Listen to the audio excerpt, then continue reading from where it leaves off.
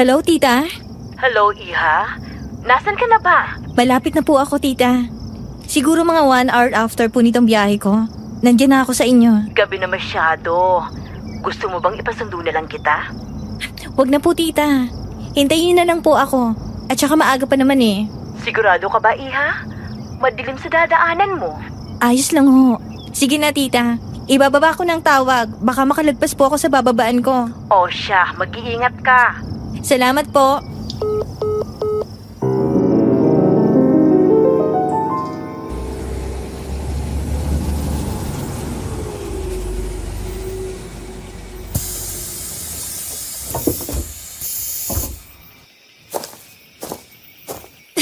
Ay, sa wakas. Nakarating na rin. Ang dilim naman dito. Wala man lang tricycle na dumadaan. Hindi bali na nga lang. Lalakarin ko na lang. Huwag kang matakot, Lara. Makakarating ka rin sa bahay ng tiyahin mo.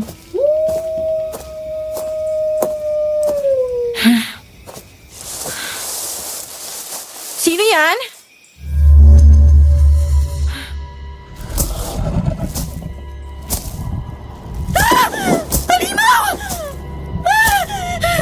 Tulungan niyo ako! May aswang! Tulong! Diyos ko! Animal! Bumagsak ang aswang sa tabi ko. Napasigaw ako nang makita ko ang butas nitong ulo dahil sa tama ng bala. Lumayo ka sa akin! Bitawan mo ako! Lumayo ka sa akin! Napasigaw ako nang maramdaman ang isang malamig na kamay sa braso ko. Miss, huwag kang matakot. Wala na yung aswang. Dinilat ko ang mga mata at bumungad ang mukha ng isang lalaki sa harapan ko. Sa sobrang takot ay bigla ko siyang niyakap. Salamat. Salamat sa pagligtas mo sa akin. Anong salamat? Hindi sapat ang pasalamat mo. May kapalit ang pagtulong ko sa'yo.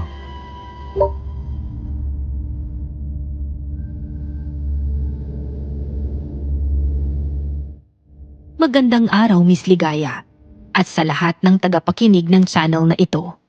Ako nga pala si Lara, hindi ko tunay na pangalan.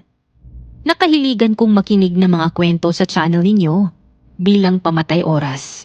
Kaya naman naisipan kong ibahagi sa inyo ang tungkol sa nangyari sa akin nung minsan akong dumayo sa probinsya ng aking tiyahin upang magtrabaho bilang katulong. Matagal ko nang isinekreto. Pero ngayon, handa na akong isiwalat ang lahat. Nagbago ang lahat nang alukin ako ng isang milyonaryong abogado na magpanggap bilang asawa niya. Noong una, hindi ako agad pumayag sa sinabi niya. Pero noong mag-alok siya ng malaking halaga, agad din akong napapayag. Nagsimula kaming tumira sa iisang bubong upang ipakita sa lahat na mag-asawa nga kami. Nang magsama kaming dalawa, unti-unti kong napapansin ang mga bagay na hindi ko kayang tanggapin.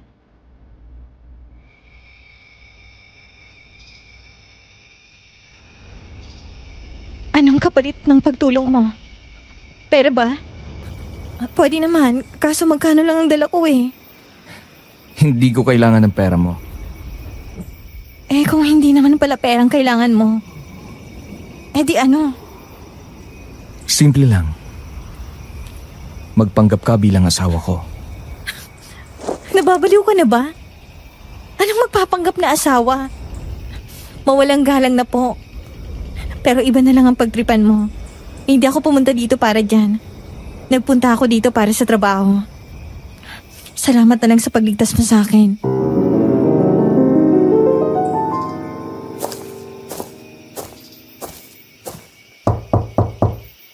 Tao po?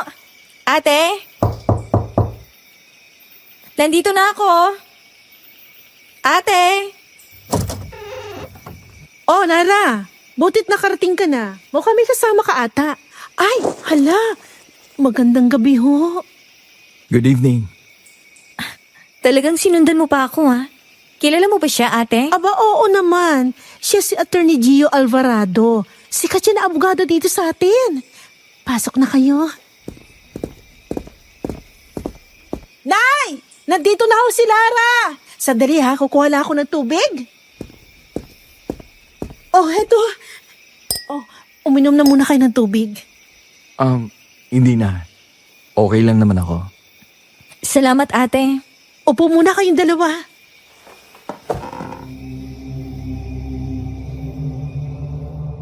Tumango lamang ang lalaki sa kanya bago maupo. Lumabas agad si Tita Alba mula sa kanyang kwarto at gulat na gulat siya nang makita kung sino ang kasama ko.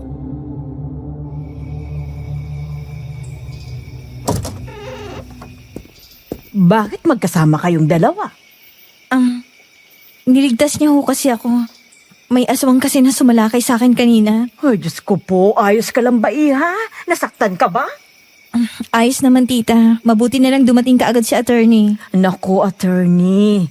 Maraming salamat ho sa pagligtas mo sa pamangkin ko. Tumayo ang lalaki at naglalakad-lakad sa loob ng bahay ng aking sahin.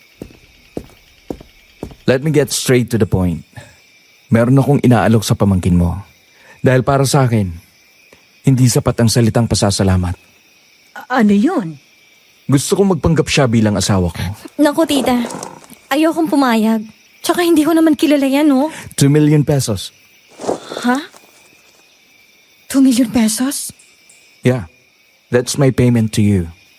Basta magpanggap ka lang bilang asawa ko. Hindi ba ito prank? What? Of course not. Sigurado ka sa 2 milyon? Masyadong malaki ang perang yun. If you want, I can double it. Ang laking halaga nun, Lara. Sobra-sobra yun sa kailangan mo para maipagamot ang nanay mo. Paano naman kami nakakasiguradong totoo yung inaalok ninyo? I'm true to my words, ma'am. We, kabag-abogado raw. Mga sinungaling. Lara, ang bunganga mo. Sorry po.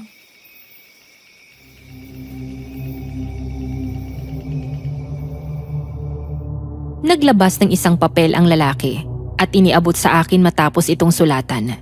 Nanlaki ang mga mata ko nang makita ang nakasulat sa tseke.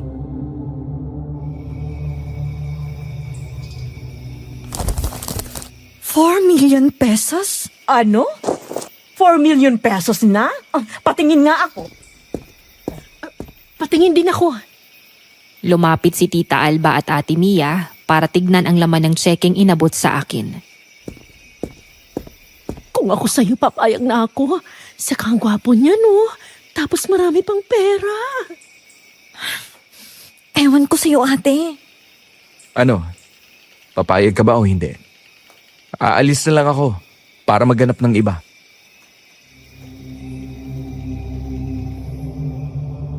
Malaki ang halagang yun, Miss Ligaya. At alam ko na sa mga sandaling yun ay kailangan ko talaga. Kaya bago pa man makaalis ang lalaki, pinigilan ko na ito.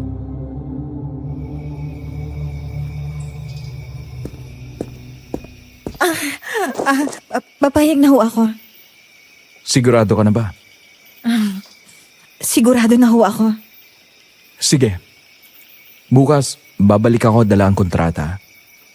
Hindi pwedeng sa salita lang tayo magkakasundo. Isang tango lamang ang sinagot ko sa kanya.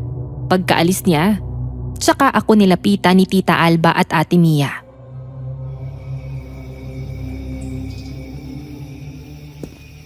Sigurado ka na ba talaga sa desisyon mo? Opo tita. Tsaka sayang naman yun. Pwede kong magamit ang pera para mapagamot si nanay. At para mapag-aral din ang iba kong kapatid. Pwede ko rin kayang matulungan. Naku, wag na. Ayos lang naman kami ng nanay. Ikaw ang inaalala namin, no? Pero sa bagay, kahit ako papayag din. Ang gwapo noon kasi noon. Ay, naku, Mia, ikaw na bata ka. Ay, totoo naman, Nay. Ang dami kaya may crush kay attorney dito sa baryo. Bukod kasi ang gwapo, matalino't mayaman pa.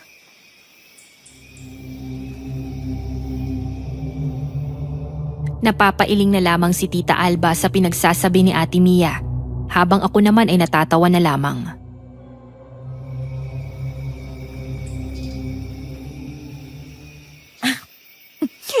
ate talagang kulit. Ano?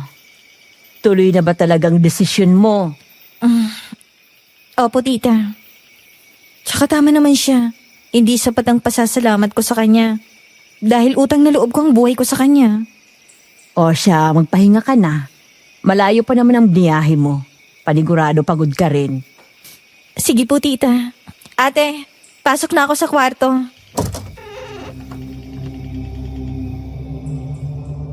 Tumango na lamang si Ate Mia sa akin. Pumasok na ako sa kwarto at inayos ko agad yung mga dala kong gamit. Habang ginagawa ko yon, hindi mawala sa isip ko ang tungkol sa aswang na sumugod sa akin. Kung hindi dumating ang lalaki, baka isa na akong malamig na bangkay nung gabing yun.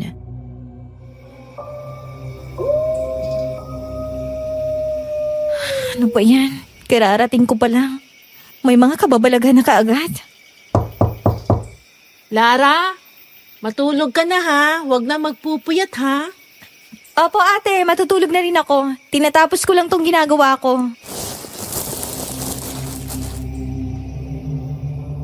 Hindi ko na narinig pang sumagot si ate sa akin. Nagpatuloy ako sa pag-aayos ng mga gamit hanggang sa nakatulog ako sa sobrang pagod sa biyahe. Kinabukasan, maaga akong nagising at ang una kong ginawa ay ang maligo at mag-asikaso sa umaga.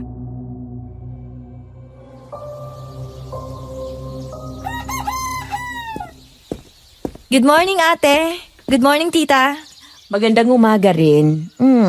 Ang aga mo naman atang nagising. Oo nga, at saka nakaligo na rin siya. Maaga lang mong nagising. Kain na po tayo. Naganda na rin ako ng almusal. Tara na po sa kusina. Anong oras nga pala pupunta dito si attorney? Hindi ko po alam. Baka po mamaya pa. Oh, baka siya na yun. Ako nang titingin sa labas kung siya na nga ba yun.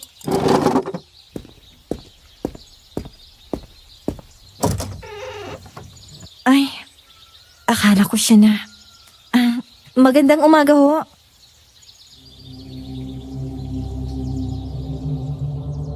Isang babae ang bumungad sa akin pagkabukas ng pinto at hinahanap niya si Tita Alba.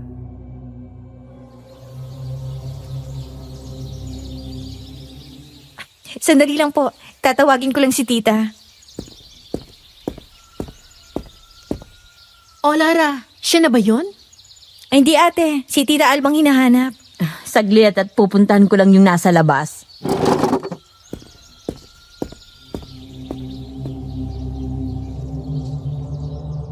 Lumabas na si Tita Alba para puntahan ang babae, habang kami naman ni Ate Mia ay nagpatuloy sa pagkain. Buong maghapon akong naghintay noon sa binata, pero hindi siya dumating.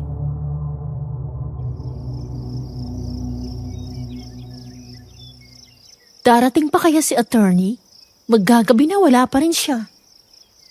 Hindi na siguro ate. Baka nagbibiro lang yun.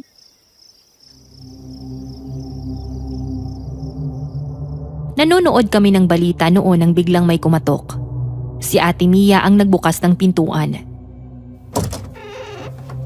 Oh, attorney! Good evening ho. Pasok kayo. Pumasok na ang lalaki sa loob at nagulat ako nang makita ang malaking sugat sa kanyang braso.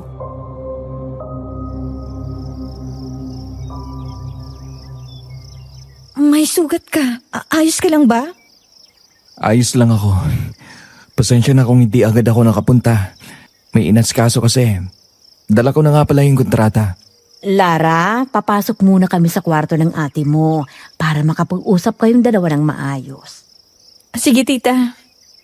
Ikaw nang bahala dyan ha. Galingan mo para sa kinabukasan. Loka-loka ka talaga ate.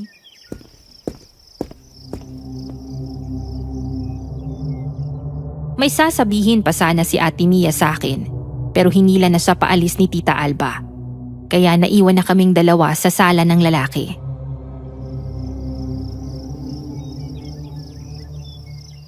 Upo muna kayo. Hindi pa tayo formal na nagkakakilala. I am Attorney Gio Alvarado. Lara po. Nilabas niya kaagad ang isang folder sa bag niya na agad niyang inabot sa akin. Pagkabukas ko noon, ay bumungad sa akin ang kontrata para sa pagpapanggap ko bilang asawa niya.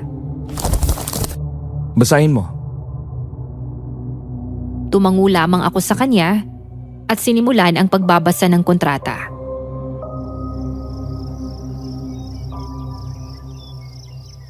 Ano? Magsasama tayo sa isang bahay? Yes. Mag-asawa tayo. Kaya kailangan magkasama talaga. Pero, hindi pwedeng magkasama sa isang kwarto? Busy akong tao. Tsaka maraming kwarto sa bahay ko. Okay.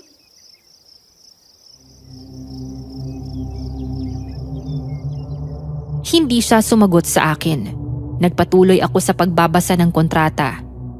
At nang maayos na, ay tsaka ako pumirma.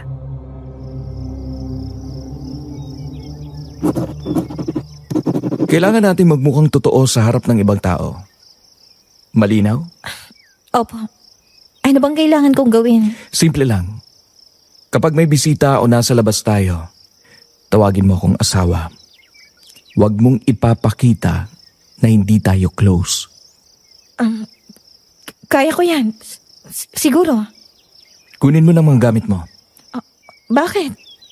Aalis na ba tayo agad? Yes. Paano yung bayad mo sa akin?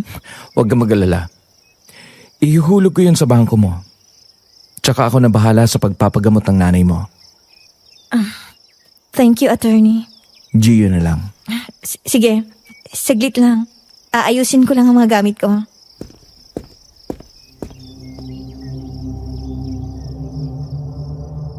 Aaminin ko, sobrang desperada na ako ng mga araw na yon, Miss Ligaya.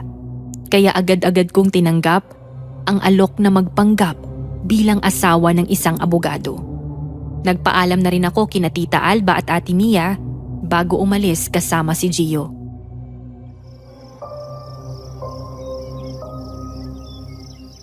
Bumisita ka pa rin dito ha. Oo naman ate kapag may oras. Gusto ko lang sanang walang makaalam ng tungkol dito. Makakaasa ho kayo, attorney. Thank you, Manang. Lara, let's go.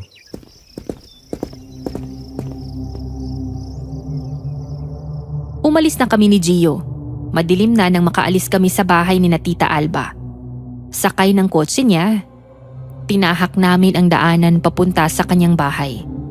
Madilim na ang kalsada at tanging ilaw mula sa kanyang sasakyan lang ang nagsisilbing liwanag namin.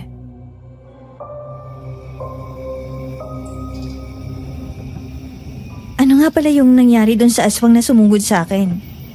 Bakit mo natanong? Curious lang ako. Di ba napatay mo siya kagabi? Nasaan na yung katawan niya? Huwag mo nang hanapin yung wala na. Ang mahalaga, ligtas ka.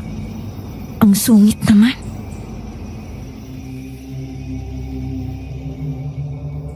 Mabilis lang kaming nakarating sa kanyang bahay dahil hindi naman ito kalayuan mula sa bahay ng aking tiyahin. Pero napansin kong mag-isa lang itong nakatayo sa malawak na lupain. Pumasok na kami sa loob. Nilibot ko ang mata sa paligid. Malaki ang bahay. Masyadong malaki para sa isang taong mag-isa lang na nakatira.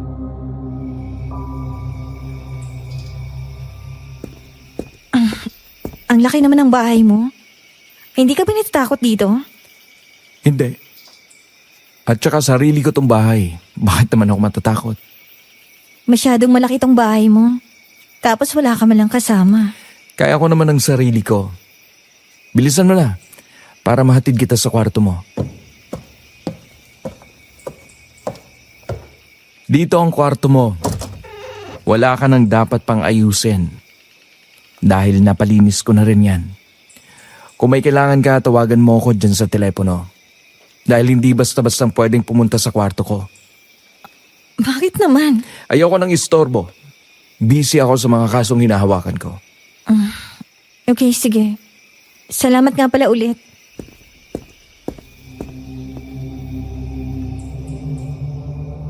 At doon ay nagsimula ang pagpapanggap namin ni Attorney Gio.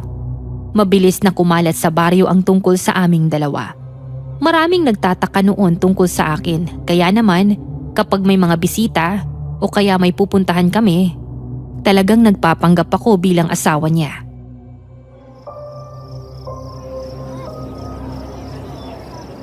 Huwag kang malikot, may mga tao.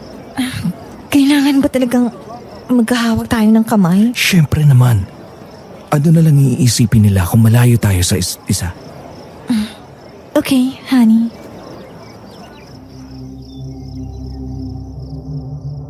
Napangiwi siya sa sinabi kong yun at mahigpit niyang hinawakan ng kamay ko. Maraming nakatingin sa amin noon, Miss Ligaya. Kaya ramdam ko ang kabog ng aking dibdib. Nung araw na yun ko rin na lamang isa siyang magaling na abogado. Halos lahat ng kasong nahawakan niya ay naipanalo niya.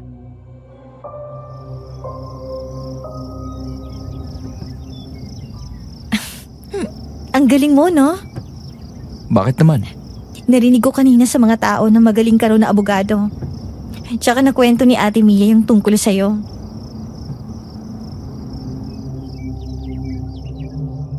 Nasa sasakyan na kami noon at pauwi na sa kanyang bahay. Nagaagaw ang liwanag at dilim habang bumabiyahe kami.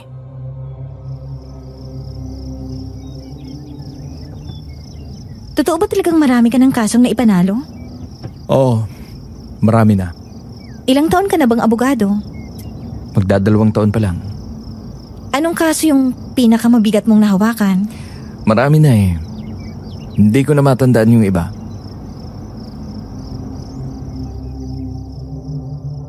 Tumango ako at ngumiti na lamang sa kanya. Nagpatuloy na lamang siya sa pagmamaneho. Naghiwalay kami ng landas pagkarating sa kanyang bahay. Siya, dumiretso sa kanyang opisina, habang ako naman ay nasa kwarto na. Ay, sukas. Makakapagpahinga na rin. Makapanood na nga lang para hindi ako maburyo.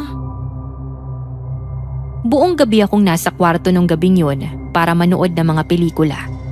Mabilis na lumipas ang oras. Hindi ko namamalayang ilang pelikula na ang napapanood ko.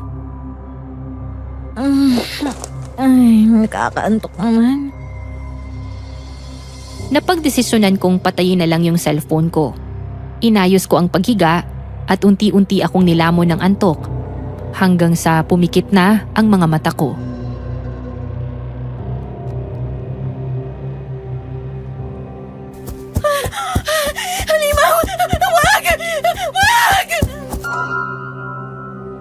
Tumatakbo ko sa gitna ng isang malawak na kagubatan. Habol hininga at nanginginig ang kamay habang lumalayo sa halimaw.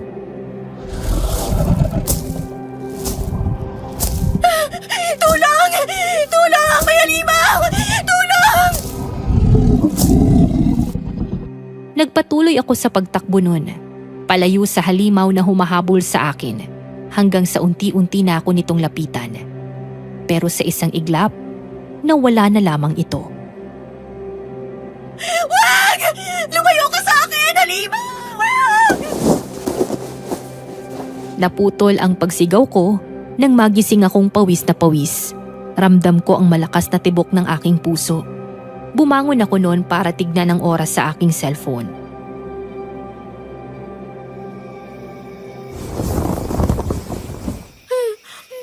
Alauna na pala ng madaling araw.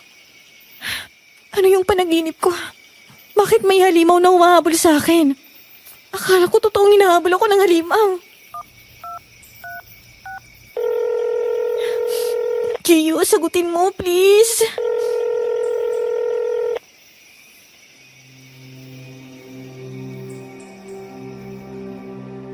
Takot na takot ako noon, kaya naisipan ko siyang tawagan. Pero hindi siya sumagot sa akin. Pupunta na nga lang siya. Bumaba ako para pumunta kay Gio, pero wala siya sa kanyang kwarto. Kaya naman pinuntahan ko siya sa kanyang opisina.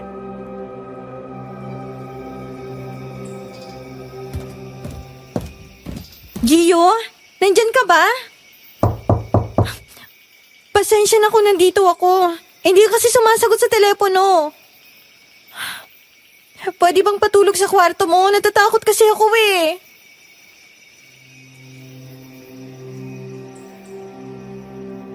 Hindi siya sumagot sa akin kaya naisipan kong baka tulog na siya noong mga oras na yon. napagdesisyonan kong bumalik na lamang sa kwarto ko sa kabila ng takot na nararamdaman ko.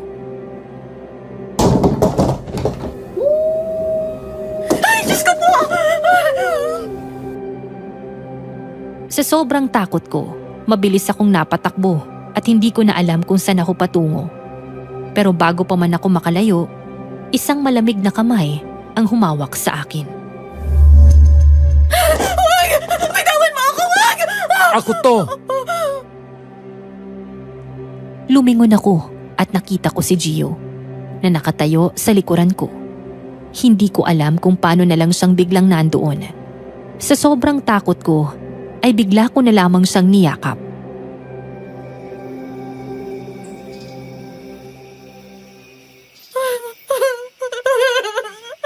Saan ka ba galing? Kanina pa ako kumakatok doon sa kwarto mo tsaka sa opisina mo eh. May tiningnan lang ako sa labas. Ano bang nangyari? At saka gabing-gabi na, bakit gising ka pa? Nanaginip kasi ako na hinahabol ako ng animaw kaya gusto ko sana makitulog muna sa kwarto mo. Alam mong hindi pwede. Please, please. Isang gabi lang talaga. Oh, bakit may dugo ka sa damit mo? Anong nangyari? Bakit may dugo? May tinulungan lang ako sa labas kanina. Nasugatan kasi. Akala ko naman kung ano na nangyari sa'yo. Masyado ng gabi. Bumalik ka na sa kwarto mo. Sandali lang. Kahit isang gabi lang, please. Natatakot talaga ako. Sige na nga. Pero doon ka matutulog sa opisina ko. Oo, salamat. Bilisan mo na.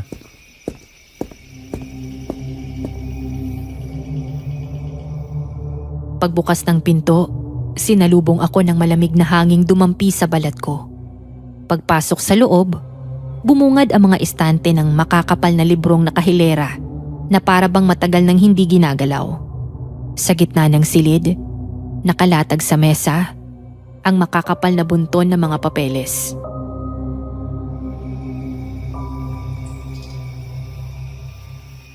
Doon ka matulog sa sofa. Ikaw, paano ka? May gagawin pa ako. May inaasikaso akong bagong kaso. Ganun ba? Tungkol naman saan? Tungkol sa isang dalagitang pinagsamantalahan ng mga kalalakihan.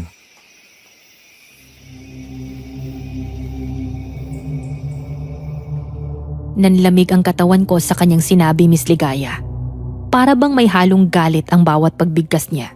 Magtatanong pa sana ako, pero hindi na natuloy dahil pinigilan na niya ako. Matulog ka na at may gagawin pa ako. Sumunod na lamang ako sa kanyang utos, kahit na may bigat pa rin sa aking dibdib. Mabilis na lumipas ang araw. Kita ko kung paanong asikasuhin ni Gio ang tungkol sa kasong hawak niya. Sa sumunod pang araw, umalingaw-ngaw ang balitang natagpuang patay ang mga sospek sa gilid ng bangin. Lahat sila, wakwak ang leeg.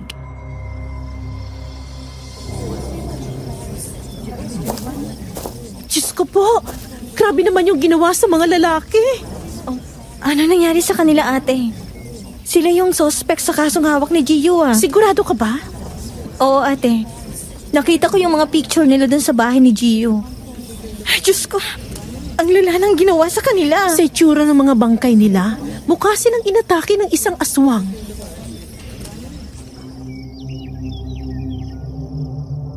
Tumako ang mata ko sa mga bangkay. Lahat sila, dilat ang mga mata. Wasak ang mga leeg na halos makita na ang putol na lalamunan. May mga pasa din sila sa katawan na tila galing sa isang bugbog. Isa-isang kinuha ang mga bangkay at napatigil ang paghinga ko nang magtama ang mga mata namin ng isa sa mga bangkay.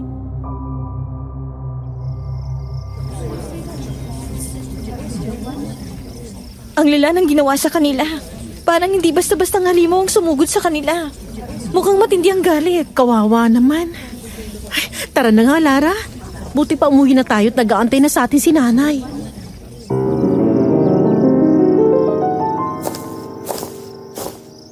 Nay! Nandito na ako kami. Magandang araw po, tita. Magandang araw din. Oh, Anong nangyari sa inyo at parang namumutla kayo? May mga patay kasing natagpuan na doon sa bandang bangin. Mga patay? Opo, yung mga suspect sa panggagahasa sa apo ni Lolo Ben. Oh, Diyos ko po. Ang lala na nangyari sa kanila, Nay. Yung mga lieg nila wasak na wasak. Ay, oh, Diyos ko. Kaawa-awa naman ang mga sinapit nila.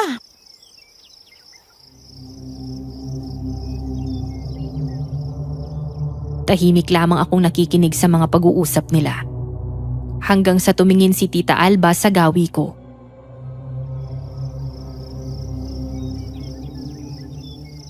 Hindi bang asawa mong may hawak sa kasong yun? Nanalo ba sila? Opo, pero ang sabi niya sa akin, malakas daw ang impluensya ng mga suspect, kaya malakas ang tsansang makalaya pa rin. Pero grabe yung nangyari sa mga suspect, ha? Mukhang matindi yung galit ang gumawa sa kanila. O siya, magmerienda na lang muna tayo para mawala yung stress nyo na nakita nyo kanina. Damihan mo lang ang kain, Lara, ha? Namiss kita rito. Ang busy mo na magmula nung sumama ka sa abogadong yun. Si tita talaga. Kumusta naman ang buhay may asawa? Si ate talaga nang aasar pa. O ano nga, kumusta? Ayos lang naman ate. Mabait si Gio pero busy siyang tao. Ganun siguro kapag abogado. Oh, kumain na muna tayo ng merienda. Salamat, Nay. Thanks tita.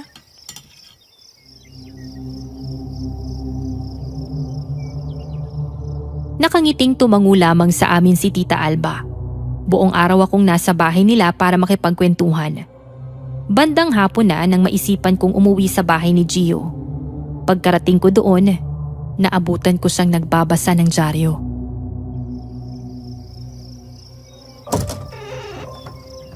Good afternoon. Good afternoon. Kumusta? Ayos lang naman ako. Ikaw, wala ka bang bagong kasong hahawakan?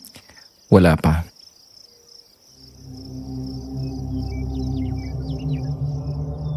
Umupo ako sa harapan niya. Ramdam ko ang malamig na simoy ng hangin na nagmumula sa labas. Tahimik lang siyang nagbabasa noon nang bigla kong sabihin sa kanya yung tungkol sa mga natagpuang patay.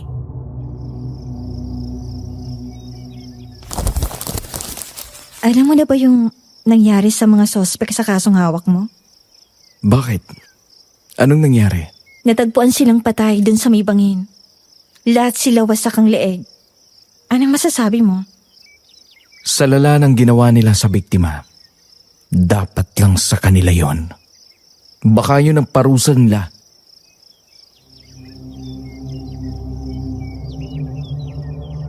Napatingin ako sa kanya. Baka sa mukha niya ang matinding galit. Ramdam ko ang bigat sa mga salitang sinabi niya.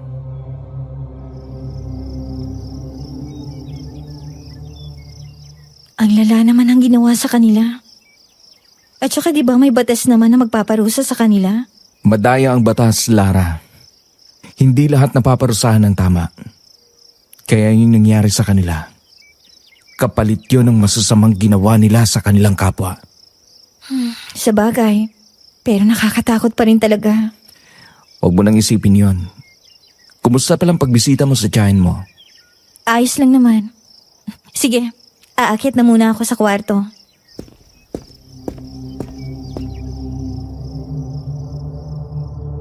Tumango lang siya sa akin. Nakita ko pa ang pagdampot niya sa dyaryong binabasa. Umakyat na ako sa kwarto ko para magpahinga. Bumaba lang ako nung tawagin niya ako para kumain kami ng hapunan.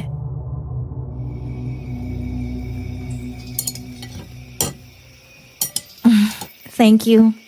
Wala yun. Sige na. Kumain ka na dyan.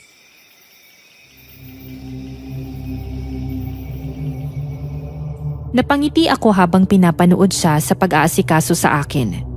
Isa yon sa napansin ko kay Gio Miss Ligaya. Maalaga at maasikaso siyang tao. Hindi rin siya mahirap pakisamahan.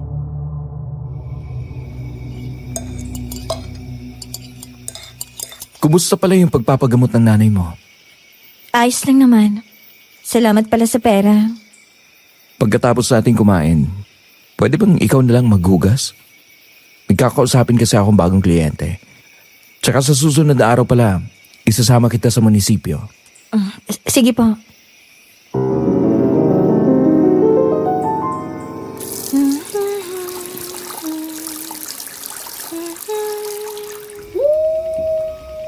Ay, naku. Ayun na naman yung alulong.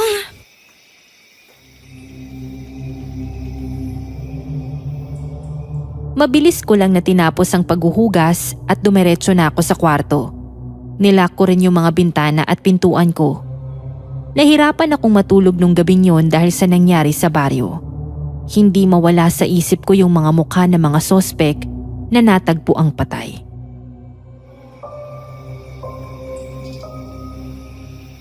Ay, ang boring. Makapunta na nga lang kay Gio. Gio? Pwede bang pumasok muna? Promise, hindi ako manggugulo sa'yo. Hindi lang kasi talaga ako makatulog eh. Gio, nandyan ka ba?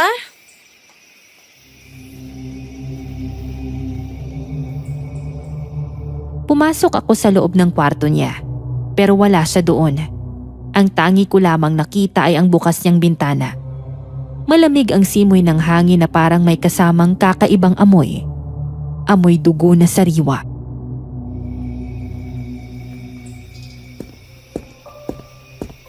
Bakit bukas yung bintana niya? Tsaka, nasaan na ba yung lalaking yun?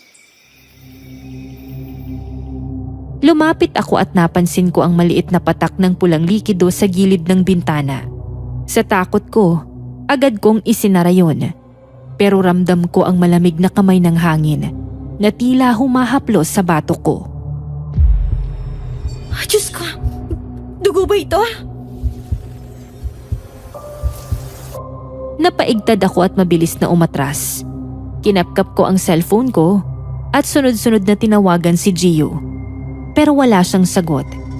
Nanlalamig na ang kamay ko, kaya napagdesisyonan kong bumalik na lang sa kwarto ko at ilock ang pinto. Hindi ko na alam kung anong oras akong nakatulog noon. Kinabukasan, maaga akong nagising at naabutan kong nagkakape na si Gio sa kusina.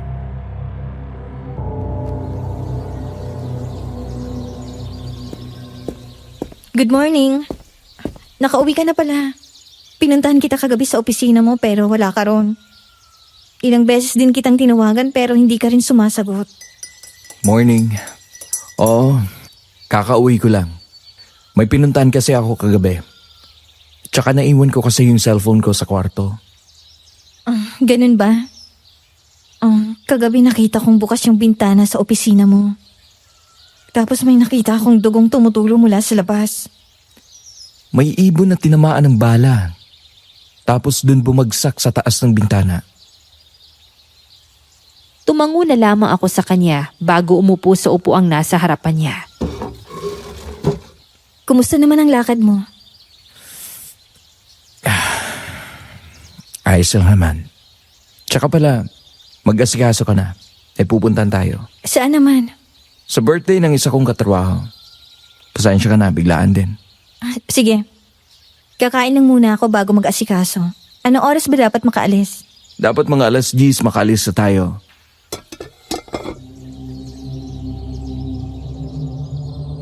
Tumango na lamang ako sa kanya bago kumain ng almusal. Nagpunta kami sa party na sinasabi niya. Madalas niya akong isama sa mga lakad niya at palagi niya akong inaasikaso. Kaya naman ay unti-unti akong nasanay sa pagpapanggap bilang asawa niya. Hanggang sa nakikita ko na ang sarili kong nahuhulog na sa kanya.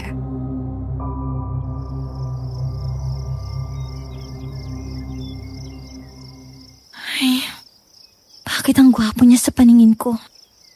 Nagkakagusto na ba ako sa kanya? Ay, ano ka ba? Bakit ba bigla ka nalang sumusulpot sa kung saan? Gulat na gulat ka naman. Tsaka bakit parang may binubulong ka? Wala lang yun. May kailangan ka ba? Pupunta ako sa palengke. Baka gusto mong sumama. Sige, isasama ako.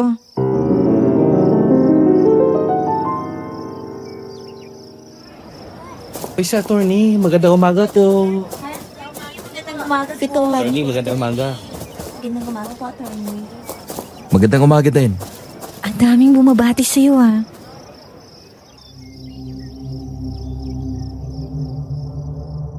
Nasa palengke kami noon para mamili. Nang bigla na lamang siyang pagbabatiin ng mga tao. Tahimik lamang siyang naglalakad, habang ako naman, panay lang yung daldal sa kanya.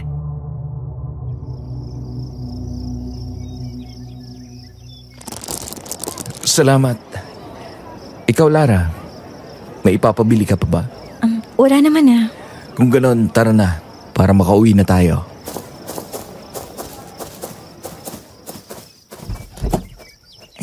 Salamat. Kilalang kilala ka talaga dito, no? Sakto lang naman siguro. Sus, tingnan mo nga. Ang daming bumabati sa'yo. Baka dahil yun sa pagtulong ko sa mga kaso. Meron ka bang bagong kaso na hawakan? Meron. Pwede ko bang malaman kung tungkol saan? Tungkol sa isang binatilyong pinatay. Ako ang abogado ng pamilya niya. Kawawa naman. Panigurado, busy ka na naman sa mga susunod na araw niyan. Oo.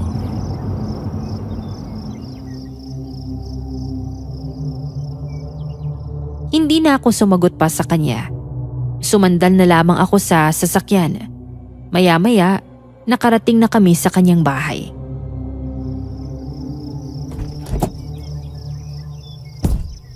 Anong ulam ang gusto mo? Ha? Bakit mo naman ako tinatanong? Siyempre, sabay tayong kakain. Anong gusto mo? Siguro adobo na lang. Sige, ipagluluto kita. Salamat.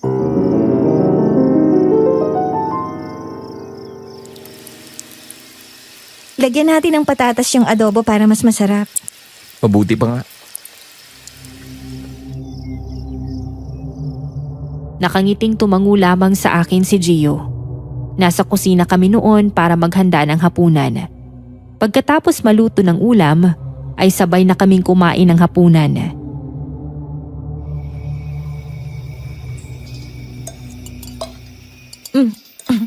Salamat, Gio, ha. Ang sarap ng luto mo. Nako, kumain ka na lang na mabuti dyan. Damihan mo rin ang kain mo.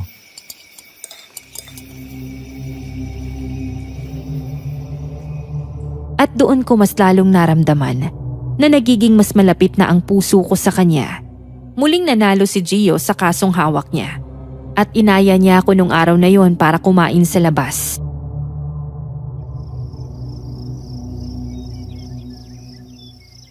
Congratulations, Gio. Ang galing mo, ha. Nanalo ka na naman sa kaso. Salamat, Lara. Sulit yung pagod ko dahil nakatulong na naman ako.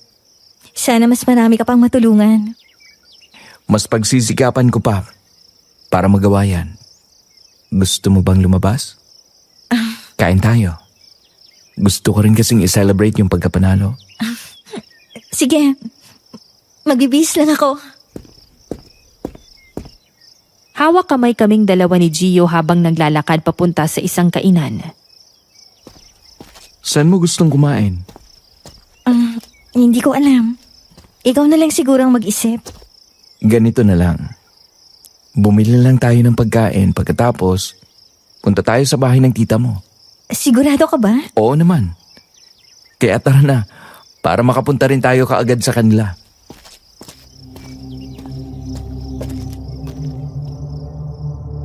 Bumili lang kami ni Gio ng mga pagkain bago pumunta sa bahay ng aking tiyahin. Pagdating doon ay naabutan ko sina Tita Alba at Ate Mia na nag-uusap sa may sala.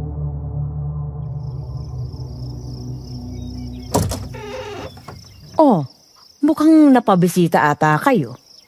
Magandang araw, tita. Hello, Ate Mia. Magandang araw ho. May dala kaming pagkain ni Lara para sa inyo. Naku, nag-abala pa talaga kayo. Pakila pagdalan dyan sa lamesita. Oh, bakit napabisita kayo? Si Gio pa nag-ayang pumunta dito.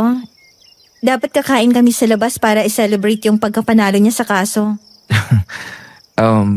Naisipan ko lang kasi na mas magandang kumain kung may iba pang kasama. Nako, saglit nga, taayusin ko lang itong mga pagkain dala nyo na makakain na tayo. Salamat, Lara. Salamat, attorney. Walang anuman, tita. You're welcome, ma'am. Let's eat.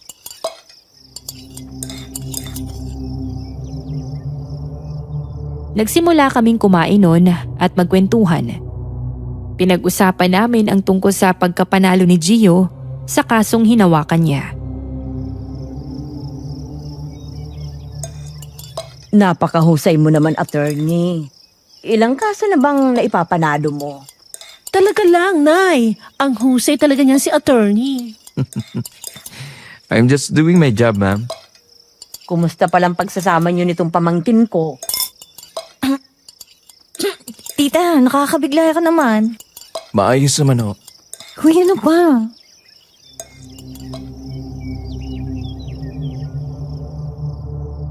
Hinawakan kasi ni Gio ang kamay ko sa harapan ng tiyahin at pinsan ko. Pilit ko pang tinatago ang ngiti ko noong mga sandaling yun.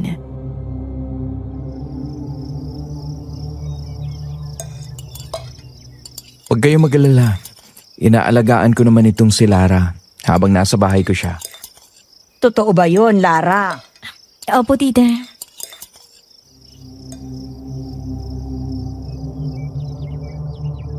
Pagkatapos kumain, tinulungan ko si Ate Mia sa kusina para magligpit ng mga pinagkainan namin.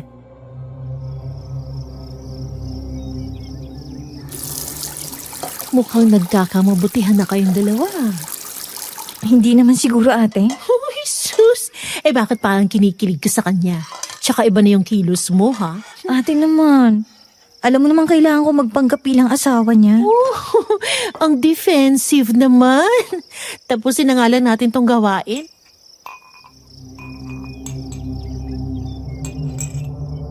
Hapon na nang maisipan naming umuwi ni Gio sa bahay niya. Sa mga sumunod na araw, may mga hinawakan pa siyang mga kaso. At lahat ng yon ay nanalo sa korte. Habang lumilipas din ang mga araw, tuluyan na akong nahulog sa kanya. Naisipan kong aminin yon sa kanya, Miss Ligaya.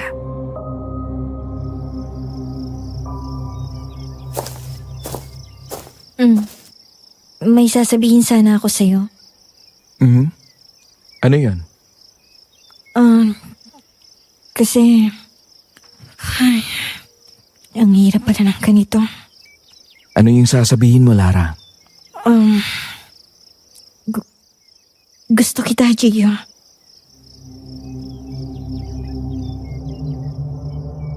Inaasahan ko na yung magiging reaksyon ni Gio sa sinabi ko. Pero iba yung nakuha kong sagot sa kanya.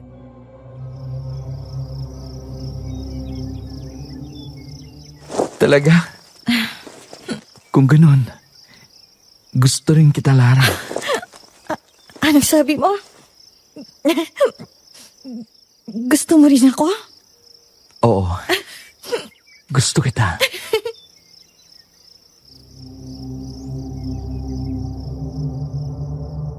At doon nagsimula ang pagiging mas malapit namin sa isa't isa. Pakiramdam ko noon, tunay na akong asawa ni Gio.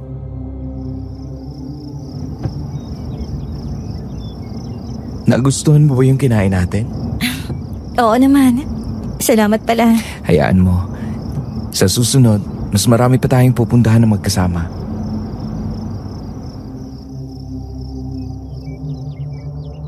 Nakangiting tumango lamang ako sa kanya. Halos hindi na mawala ang ngiti sa aking labi habang nasa biyahe kami. Pero nawala yon nang makita ko ang mga nagkakagulong tao.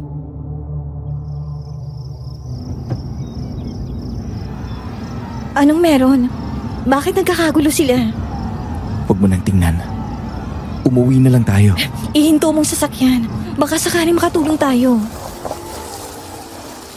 Dali-dali akong bumaba mula sa sasakyan ni Gio para lumapit sa mga nagkukumpulang mga tao.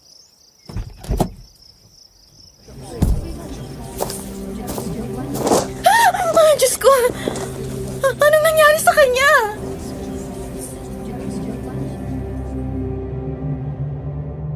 Hindi ko na napigilan pa ang pagsigaw nang makita ang itsura ng isang bangkay ng babae.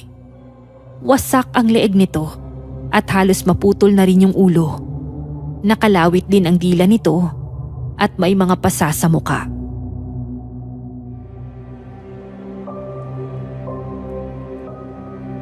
Anong meron? Siya yung suspect sa isang kaso na hinawakan ko. Sigurado ka ba? Oo, siya nga yun. Halika na. Umuwi na tayo. Nakauwi na kami ni Gio pero hindi pa rin nawala sa utak ko ang itsura ng bangkay. Nasa kusina kami noon ni Gio at pinag-uusapan ang tungkol sa nakita naming dalawa.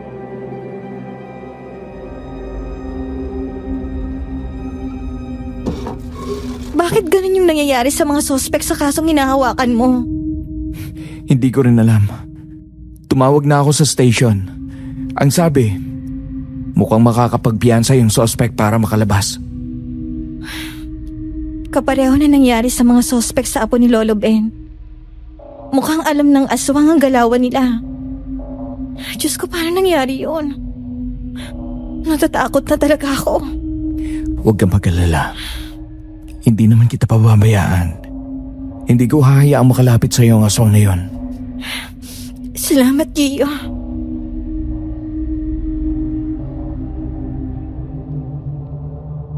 Simula nung gabing yun, pinanghawakan ko na ang sinabi ni Gio sa akin. Pakiramdam ko, ligtas din ako sa piling niya. Pero may mga napansin ako sa kanya. Kagaya na lang ng madalas niyang pag-alis tuwing gabi. Gio? Nasaan ka? Gabi noon nang bumaba ako mula sa kwarto para puntahan si Gio sa kanyang opisina. Alam ko kasi kapag ganung oras ay nandoon siya para sa kanyang trabaho. Gio, nandyan ka ba? Papasok na ako, ha? Naglakad-lakad ako sa loob ng opisina niya. Pero wala talaga siya. Maski anino niya, hindi ko man lang nakita. Nasaan naman bang lalaking yun? Naging madalas ang pag-alis ni Gio sa gabi. Kaya naman hindi ko na naiwasan pang itanong sa kanya ang tungkol doon.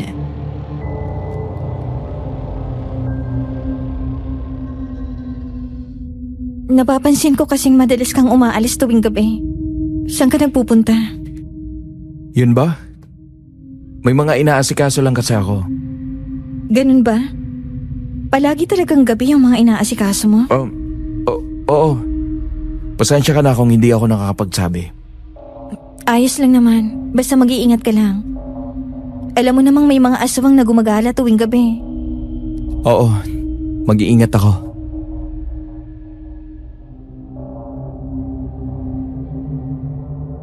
Pero hindi lang doon natapos ang pag-alis niya tuwing gabi. Isang araw, napansin ko na naman ang dugo sa laylayan ng kanyang damit.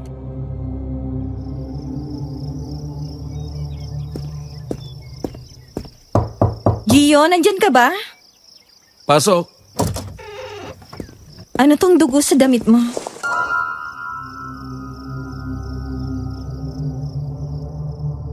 Nakita ko ang pagbigat ng kanyang balikat at bahagyang gulat sa mukha niya. Nang ilapag ko sa harapan niya ang damit na hawak ko.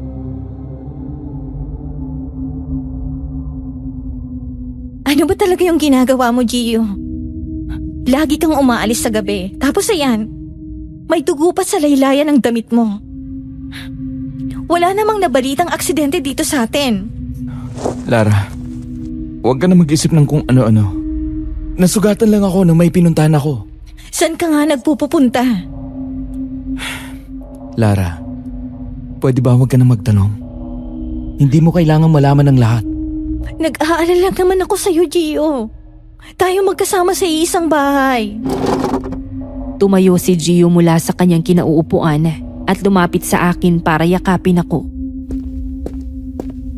Magtiwala ka lang sa akin, Lara. Paano ako maniniwala sa'yo kung gano'n ang mga ginagawa mo? Basta magtiwala ka lang. Hindi ko hahayaang masaktan ka. Kahit ako pa mismo.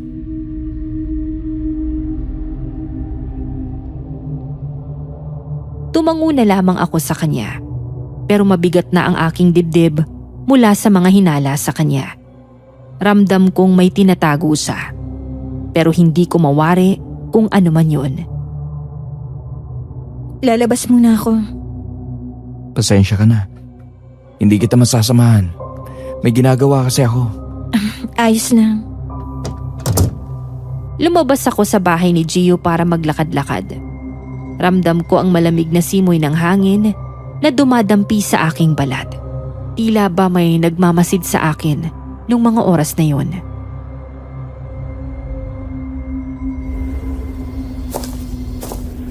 Ikaw ba ang asawa ni G? Diyos ko po. Bigla na lang kayong lumilitaw kung saan manang. Opo, ako nga po ang asawa niya.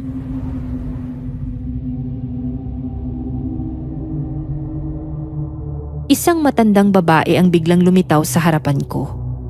Napalunok ako nang ngumiti siya sa akin at makita ang mga bulok niyang ngipin. Maputla rin yung balat niya. Mahaba ang itim niyang buhok. Tuyo rin ang kanyang labi na parang hindi pa nadadapuan ng tubig. Bakit ho ninyo na itanong? Hindi siya sumagot sa akin. Sa halip, binigyan niya lamang ako ng isang makahulugang ngiti bago umalis. Madilim na nang makauwi ako sa bahay ni Gio. Habang naglalakad, ramdam kong parang may sumusunod sa akin.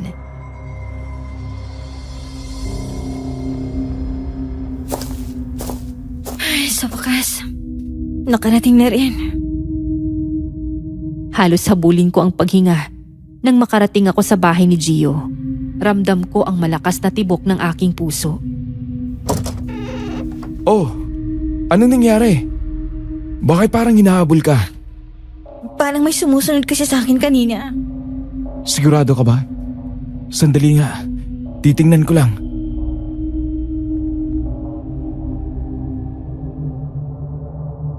Saglit na lumabas si Gio para tignan kung meron bang sumusunod sa akin.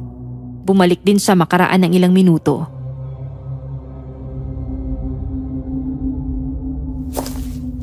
Wala namang tao.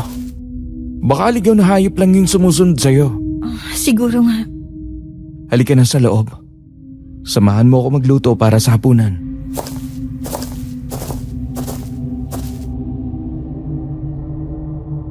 Tahimik kaming kumakain ni Gio noon.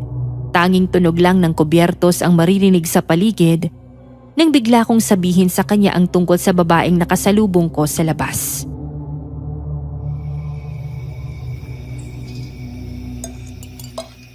May babae ako nakasalubong kanina sa labas. Tapos tinanong niya ako kung ako bang asawa mo. Anong sabi mo? Sinabi kong asawa kita. Pero alam mo, parang nakakatakot yung itsura niya. Anong itsura? Parang kaidaran siya ni Tita Alba. Tapos mahaba yung buhok niya. Basta, nakakatakot yung itsura niya. Si Milet. Anong sabi mo? Wala. Kahit anong mangyari, huwag kang basta-basta kakausap ng kung sino man. Ha? Bakit? Basta. Kailangan lang natin mag-ingat, Lara. Makinig ka na lang sa akin. Sige, makikinig ako sa sinabi mo.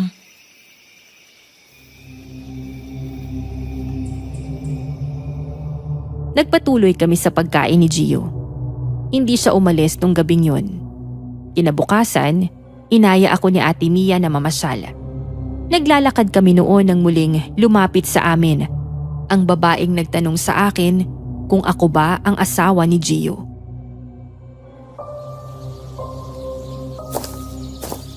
Namiss kita, Lara.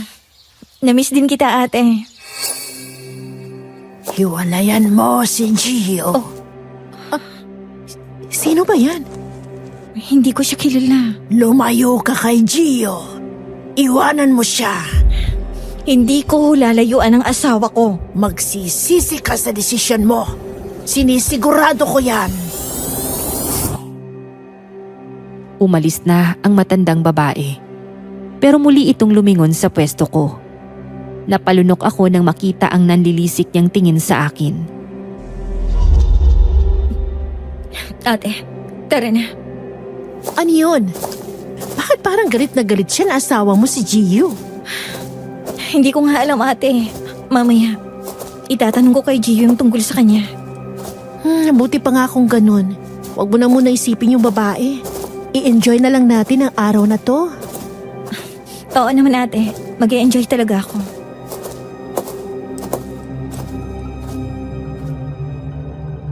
Pilit na ang saya ko nung oras na yon dahil sa kabang nararamdaman ko. Inabot ako ng hapon sa labas kakagala kasama si Ate Mia.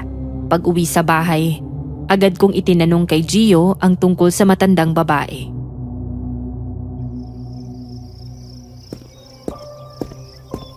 Natatandaan mo ba yung babaeng sinabi ko sa'yo? Yung nakakatakot ang itsura. Bakit? Anong meron? Nakasalubong namin siya kanina ni Ate Mia. Tapos galit na galit siya sa akin.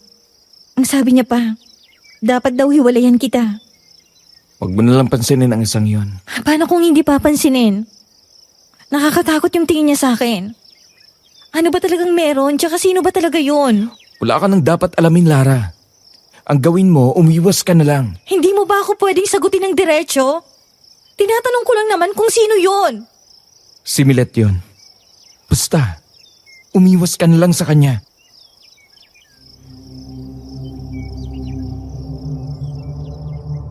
Ramdam ko ang bigat sa aking dibdib habang binibigkas ni Gio ang mga salitang yon.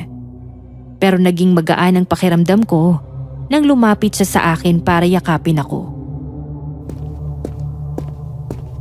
Ako na bahala sa lahat. Pagtiwala ka lang sa akin, Lara. Sana nga, Gio. Naguguluhan ako noon, pero binigay ko pa rin kay Gio ang tiwala ko. Pero isang matandang lalaki ang lumapit sa akin para may sabihin tungkol sa kanya.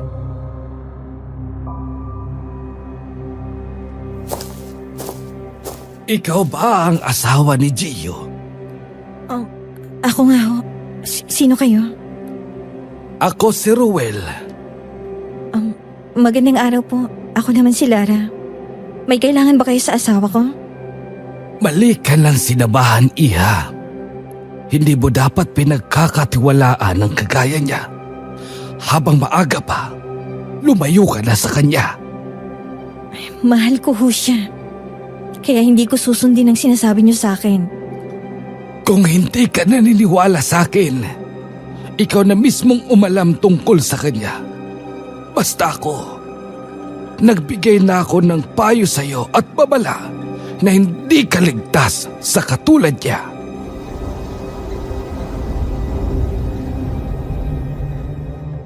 Nabalot ng malamig na hangin ang paligid matapos ang magsalita. Naiwan akong nag-iisa, naguguluhan. Ngunit pinilit kong huwag paniwalaan ang kanyang mga sinabi. Para sa akin, si Gio ay mabuting tao. Siya ang lalaking minahal ko. Pinakita niya sa akin na wala naman akong dapat na ikabahala. Pero unti-unti kong matutuklasan ang kababalaghang bumabalot sa kanyang pagkatao.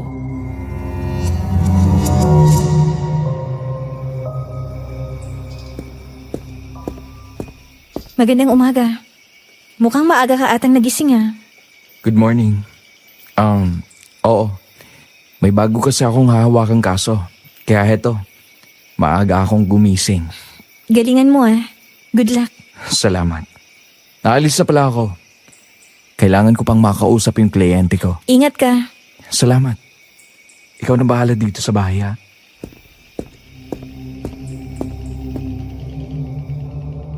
Tumango lamang ako sa kanya, pero ramdam ko ang bigat sa aking dibdib. Isang yakap pa yung binigay niya sa akin bago siya tuluyang umalis. Naging abala si Gio sa pag-asikaso ng kasong hawak niya. At sa muling pagkakataon, nanalo siya sa kasong yun. Kasabay nito, kumalat na ang balita tungkol sa pagkawala ng mga sospek sa kasong kanyang hinawakan.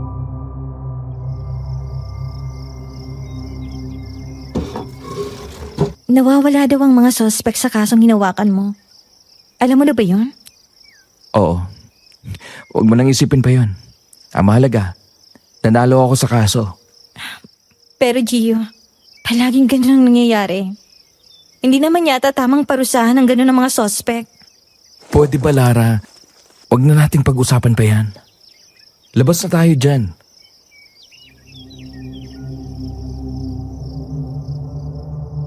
Ramdam kong umiiwas na naman sa akin si Gio.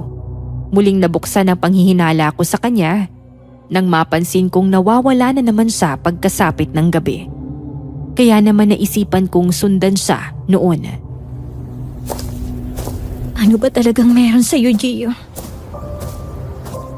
Nagpatuloy siya sa paglalakad hanggang sa lumusot siya sa isang eskinita. Napunta siya sa isang abandonadong bahay na tila hindi napupuntahan ng mga tao. Pumasok siya sa loob habang ako naman ay nagtago upang tignan siya.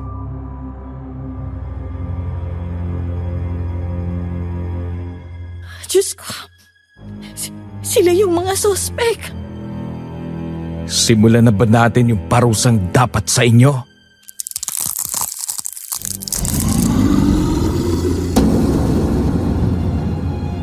Nanlaki ang mga mata ko at tila tumigil ang mundo ko nang makita ang pagpapalit anyo ni Gio sa harapan ng mga lalaking nakatali.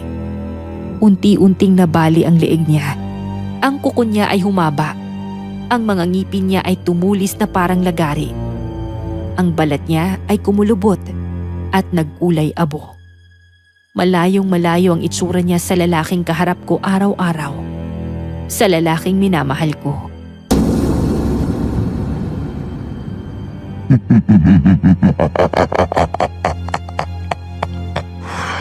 Oras na para sa parusa ninyo.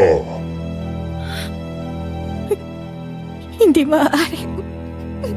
Hindi ito totoo. Hindi.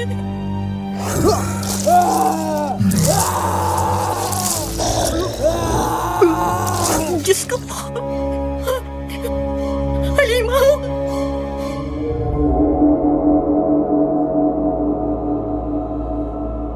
Kitang-kita ko kung paano niyang lapain ang leeg ng mga lalaking nakatali sa upuan. Madiin ang kagat niya na halos bumaon ang ngipin niya sa leeg ng mga lalaki.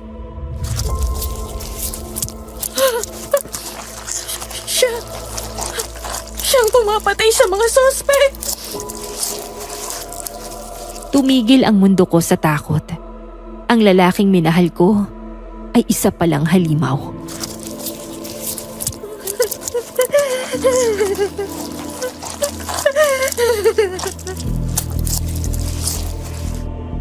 Hindi ko na matiis ang nakita ko. Tumakbo ko sa dilim. Ang puso ko'y parang sasabog na sa kaba. Hindi ko alam kung saan ako pupunta. Basta ang alam ko, kailangan ko makaalis sa halimaw na nasa harapan ko.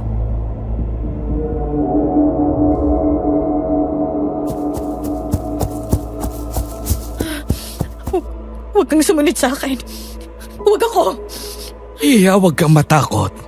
Sumama ka sa akin. Hindi ka ligtas sa lugar na to.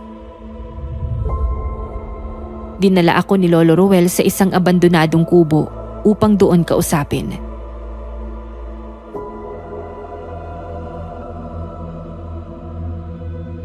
Lolo, totoo ho bang sinabi niyo sa akin na hindi ako ligtas sa kanya? Dahil isa siyang halimaw. Isa siyang aswang. Hindi ko lubos akalaing aswang ang lalaking minahal at pinagkatiwalaan ko. Tamang nakita mo, Lara. Isang aswang ang lalaking minahal mo. Ano yung sasabihin niyo tungkol sa kanya? At saka bakit hindi kayo agad nagpakita? Kung alam niyo naman palang tungkol kay Gio. Dahil hindi naman ako taga rito, Iya. Matagal ko nang hinahanap si Gio. Isa siyang sinumpang aswang. Lahat ng kasong hinawakan niya ay may impluensya ng pinunong aswang. Pinaparusahan niya ang mga sospek gamit ang sariling pangil. Kaya pala namamatay yung mga sospek sa kasong hinahawakan niya. Hayop siya. Masyado niya akong napaniwala sa pagiging mabuti niya. Nagpakita na ba sa'yo si Milet? Opo. Anong meron sa kanya? Panigurado galit siya sa'yo. Dahil ikaw ang asawa ni Gio sa mata ng mga tao. Hindi ko maintindihan. Bakit namin siya magagalit? Dahil si Milet ang pinuno ng mga aswang. At ang anak niya ang dapat ipapakasal kay Gio, pero tumakas siya. Mag-iingat ka, Iya. Baka sa susunod ay sugurin kanila upang patayin. Kaya pala inalok niya ako maging asawa noon. Upang takasan ang pagpapakasal niya sa isang aswang. Oo, upang makatakas siya sa sumpang nakakabit sa kanya. May maitutulong po ba kayo sa akin? Gustuhin man kitang matulungan pero hindi na kaya ng katawan ko. Masyado na akong matanda para labanan ng mga aswang. At saka, matagal na akong tumigil sa pag-aalbularyo.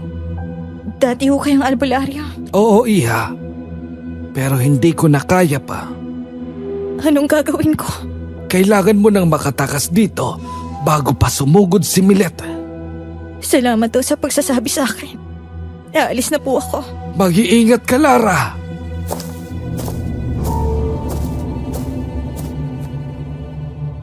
Tumango ako sa kanya bago umalis.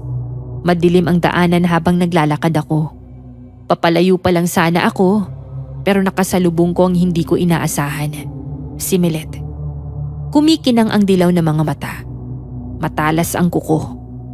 Buhaghag ang kanyang buhok at tumutulo ang kanyang laway habang nakatingin sa akin.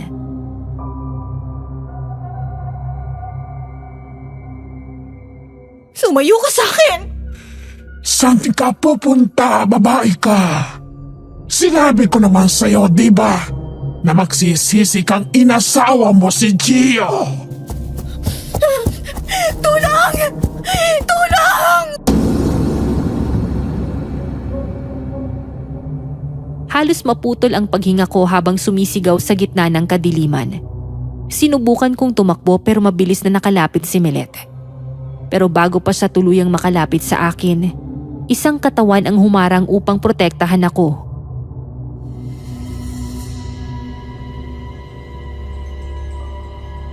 Lola Ruel!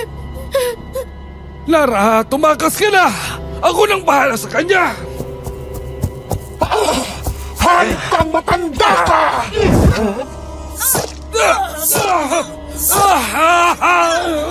Lara, kunin mo ang itak! May halong dasal yan! Magagamit mo yan upang protektahan ang sarili mo! Natataranta kong kinuha yung itak na sinasabi ni Lolo Ruel. Mahigpit ko itong hinawakan habang umiiyak.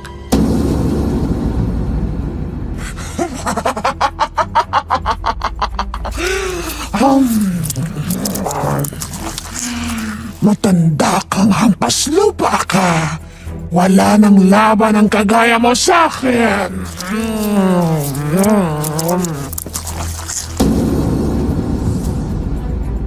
Kitang-kita ko kung paanong kainin ni Milet si Lolo Ruel. Halos ubusin na niya ang laman ng leeg nito na naging sanhi ng pagkaputol ng ulo nito.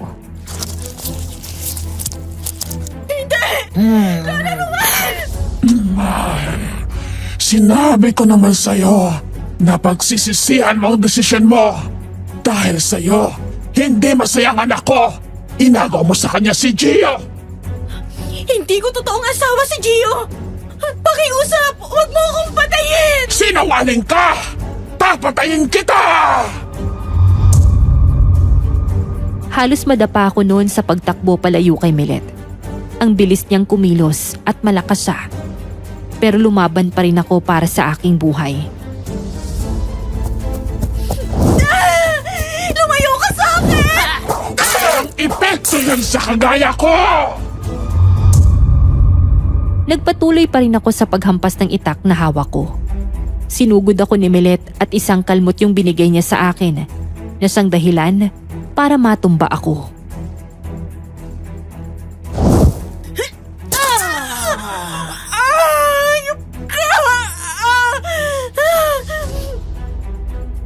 Sa kabila ng pagiging sugatan ko, nagawa ko pa ring tagain si Milet sa kanyang braso. Ayop ka! Tumayo ako noon kahit sugatan na ako. Tumakbo ko noon ng pagkabilis-bilis upang makatakas sa kamay ni Milet. Pero muli na naman niya akong naabutan. Ano akala mo? Makakatakas ka sa akin! Iwan mo! Mahigpit niyang hinawakan ang buhok ko. Sa mga oras na yon, inaasahan ko na talaga ang kamatayan ko. Pero dumating si Gio para iligtas ako.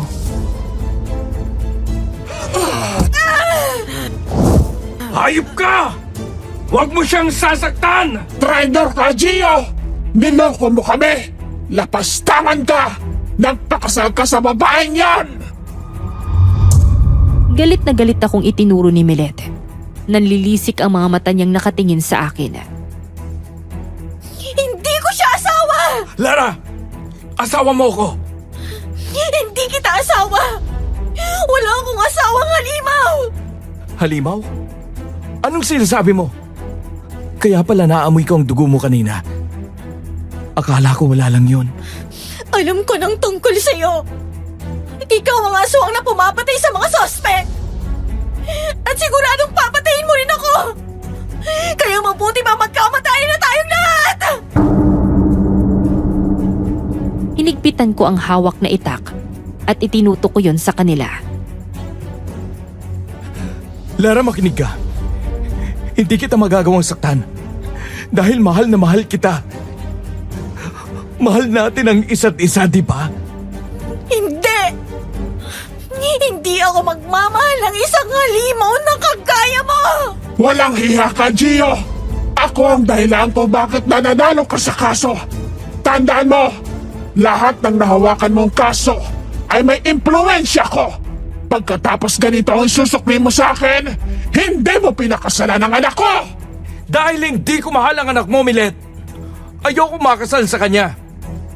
Aalis ako sa sumpang ito. Hindi naman talaga ako aswang dapat eh. Sinumpa niyo lang ako. Ang sumpang yan ay matagal nang nakakabit sa pamilya Alvarado. Kaya hindi ka na makakatakas pa! Kung ganon, ako ang tatapos sa sumpang yun! Sa gitna ng madilim na lupain, nagsimulang maglaban sina Gio at Milet. Traitor ka! Papatayin ko kaya ng babaeng ipinalit mo sa anak ko! Hindi ko hahayaang masaktan mo siya! Hindi hinayaan ni Gio na makalapit si Milet sa akin. Hindi ako makaalis noon dahil sa labis na takot na dumadaloy sa aking katawan. Gio! Isa kang taksel! Pinili mong ipagtanggol ang babaeng yan kaysa sa sarili mong lahi! Hindi ko kayo kalahi! At hindi ko hayaang saktan ninyo si Lara! Mas tumindi ang laban ni Milet at Gio. Pareho silang malakas at hindi nagpapatalo. Lumipas pa ang ilang sandali at unti-unti na silang naging sugatan. Parehong nanghihina ang kanilang katawan habang nagsasagupaan. Mamatay ka na! Mamatay ka na! Pareho nilang bumaon ang kamay sa katawan ng isa't isa. Ang kamay ni Gio ay tumagos sa tiyan ni Milet na siyang dahilan ng pagkamatay nito.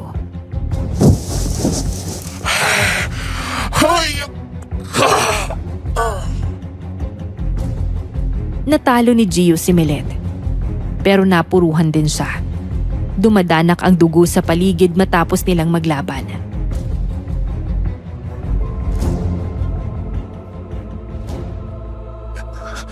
Lara, ligtas ka na.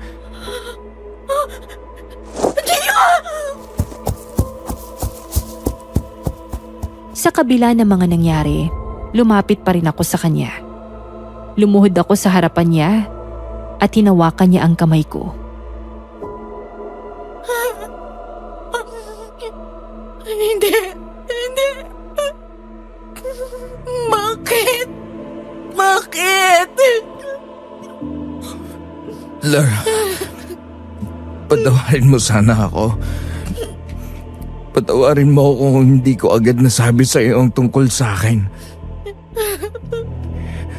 Alam kong nagsinungaling ako sa iyo. Pero totoo kitang minahal. Ginusto ko ring makaalis sa pagiging aswang. Kaya palagi akong umaalis sa gabi upang makahanap ng sagot. Dahil gusto kong maging asawa na talaga kita. Huwag ka nang magsalita. Huwag ka nang magsalita. Makiusap. Mahal kita, Lara.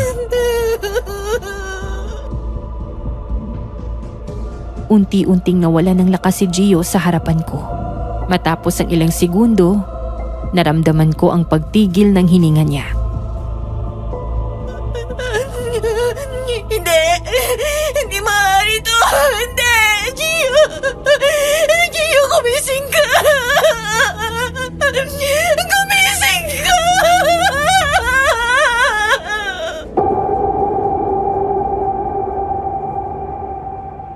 Unti-unti akong napapikit at tuluyang bumagsak ang katawan ko sa lupa.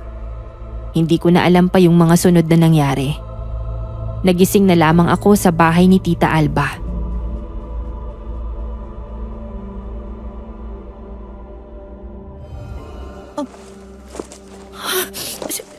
Si Gio, Lara, kumusta ang pakiramdam mo? Ilang araw kang tulog. talaga. Tita, nasan si Gio? Patay na siya. Matagal mo na bang alam na isa siyang aswang? Hindi ko alam. Nalaman ko na lang din nung nakaraan. Paano niyo nalaman ang nangyari? Natagpuan kayo sa malawak na lupain. Pare-pareho kayong sugatan. Pero ikaw lang ang buhay. Si Gio, hindi ko lubos akalain na isa siyang aswang. Sa totoo lang, marami nagulat sa tunay niyang pagkatao. Hindi ko akalaing nagmahal ako ng isang aswang. Pero inaral niyang buhay niya sa akin. Hindi niya ako inayaang masaktan. Madaming nagalit sa kanya pero ang iba ay tinuring siyang bayani. Gusto kong bumalik sa bahay niya. Sasamahan kita papunta doon. Sinamahan ako ni Ate Mia sa bahay ni Gio. Pagpasok sa loob, doon ko napagtanto ang lahat. Tunay akong umibig sa kanya. At talagang nabulag ako doon dahil hindi ko napansin ang mga mali kay Gio. Mahal din kita, Gio. Salamat sa pagligtas mo sa akin. Paalam. Hanggang sa muli.